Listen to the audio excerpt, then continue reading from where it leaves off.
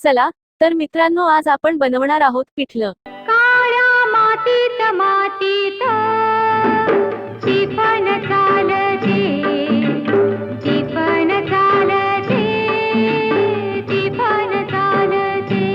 His थैथय नाचते, ढग ढोल वाजवितो, ढोल वाजवितो, ढग ढोल वाजवितो. काळ्या मातीत मातीत टिपण चालते, टिपण चालते, टिपण चालते.